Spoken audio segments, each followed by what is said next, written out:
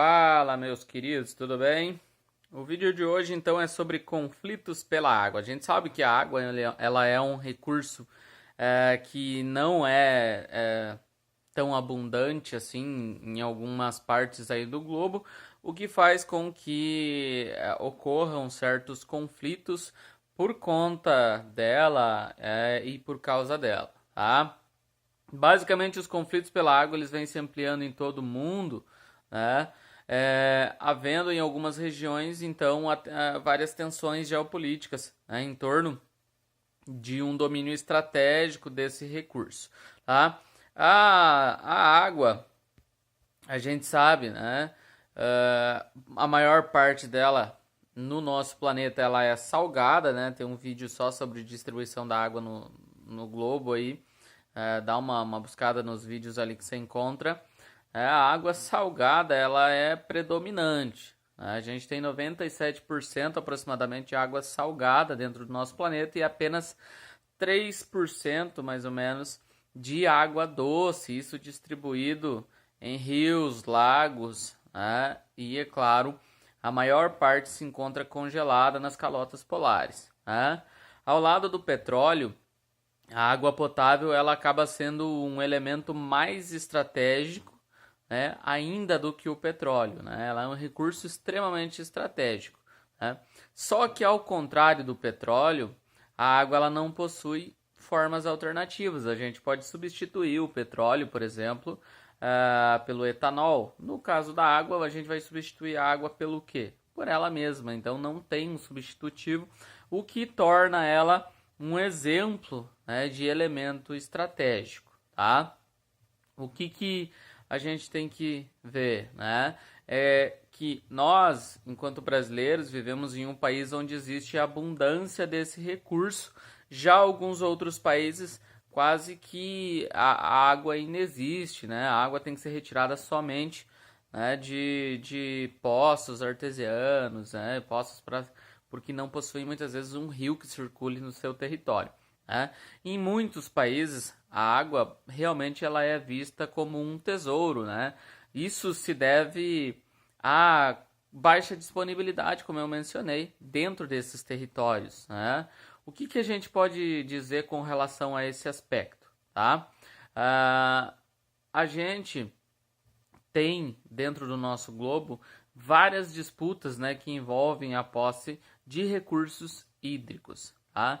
Então, guerras pelo controle de recursos hídricos, tá?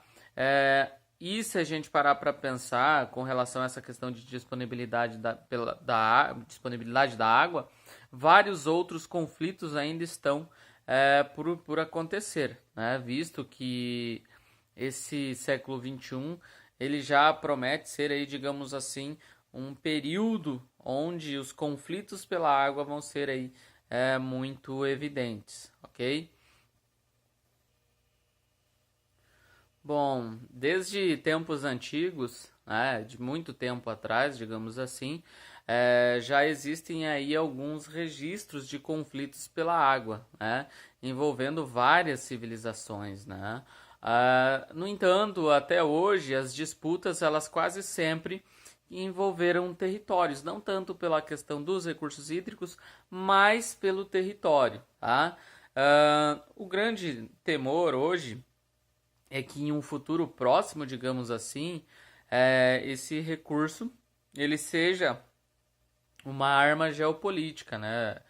Que pode ser utilizada tanto para o abastecimento quanto para a comercialização internacional. É uma coisa que a gente não comenta e que não se ouve falar, por exemplo, do Brasil, é que muita da nossa água acaba saindo na forma de subprodutos aqui de dentro do nosso país, né?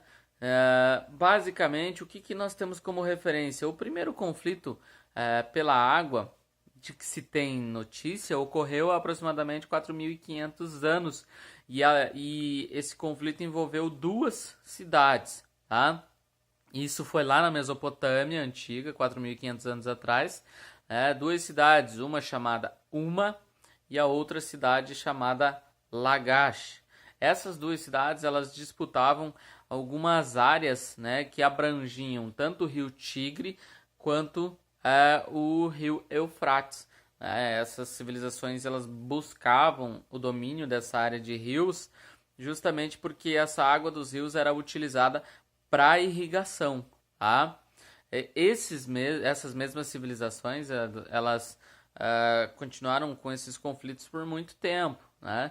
Esses dois rios, inclusive, nos últimos tempos, têm gerado uma certa, digamos assim, tensão que futuramente pode vir a acabar a se tornar um conflito, né, entre Turquia, Iraque e Síria, né, uma vez que as nascentes desses rios encontram-se no território turco, né, e o abastecimento desses rios se dá nestes três territórios. Então isso é um fator aí geopolítico que pode vir aí a trazer alguns problemas futuros. Tá? Em 1998, né, a construção de uma barragem, né, por parte da Turquia gerou já uma certa tensão naquele local. Né, porque quando você constrói uma barragem, você diminui a vazão da água, né, a jusante, digamos assim, desse rio. Né?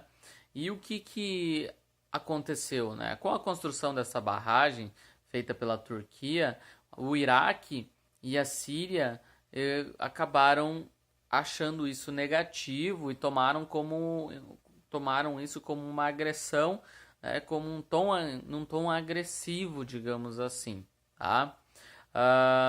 Uma forte seca lá no final da década passada também contribuiu, né, para que os iraquianos e os sírios passassem a questionar, né, os turcos, né, que acabaram respondendo, né, e negando veementemente o fato de que estavam diminuindo a vazão, né, da água, né, para esses países.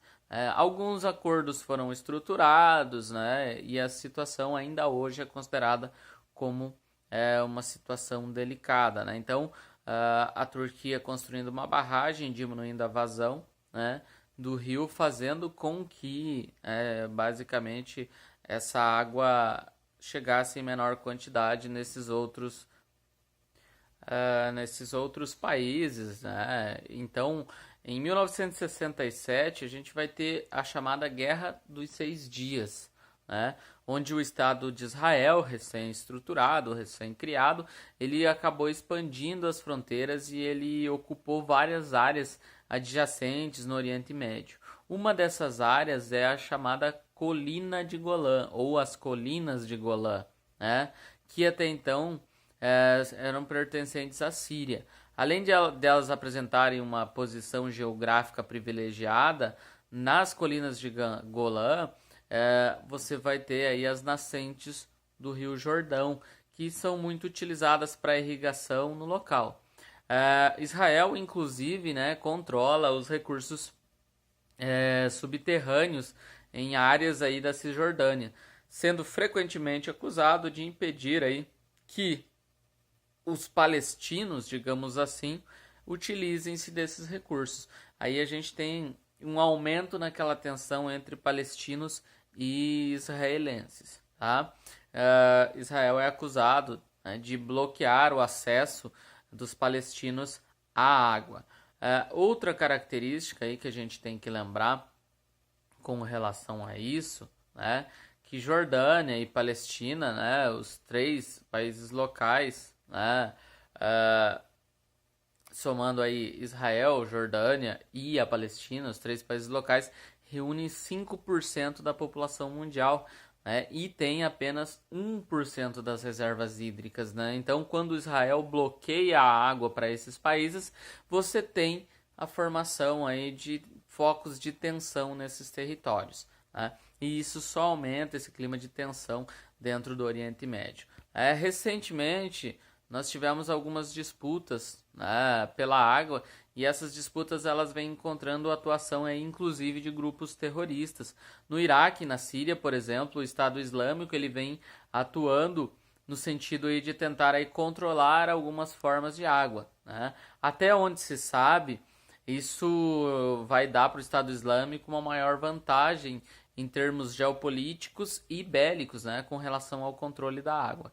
Principalmente no caso do Iraque, né, se a gente for parar para analisar. No caso do Iraque, torna-se basicamente completamente impossível impor algumas sanções, né, e estabelecer um amplo controle dessa área. No que se refere ao continente africano e as tensões pela água, né, também acontecem alguns conflitos em torno da posse de recursos hídricos. Né? Por exemplo, na bacia do Rio Nilo há uma disputa pela utilização aí, da água. E essa disputa envolve o Egito, a Etiópia, Uganda e o Sudão. Né? Esses 4 países, né, disputam esses recursos hídricos, em um futuro não muito distante. Isso pode gerar aí grandes conflitos pela água. Né? Alguns acordos foram criados, mas nem sempre são seguidos. Né? O mesmo caso acontece no caso da bacia do rio Okavango, que abrange as áreas aí de Angola, Botsuana e Namíbia. Tá? No que se refere às questões hídricas, né, é preciso uma conjunção, uma ação conjunta internacional para evitar a escassez de água em várias partes do mundo. Além, é claro, da implementação de medidas que possam vir a garantir uma melhor distribuição. No futuro, né, como a gente já pode estar analisando, né, conflitos podem vir a acontecer, graves problemas podem vir a acontecer. Né? Então, os conflitos generalizados, né, os graves problemas, eles podem vir a se instalar aí com o passar do tempo. Isso sem falar nos conflitos locais e regionais que podem, inclusive, estar envolvendo aí a população e até mesmo aí o contrabando de água de maneira ilegal. A gente sabe que os recursos hídricos são de extrema importância e atualmente em algumas regiões do globo eles são de importância estratégica e geopolítica. Então a gente tem que estar sempre analisando essas situações. Beleza?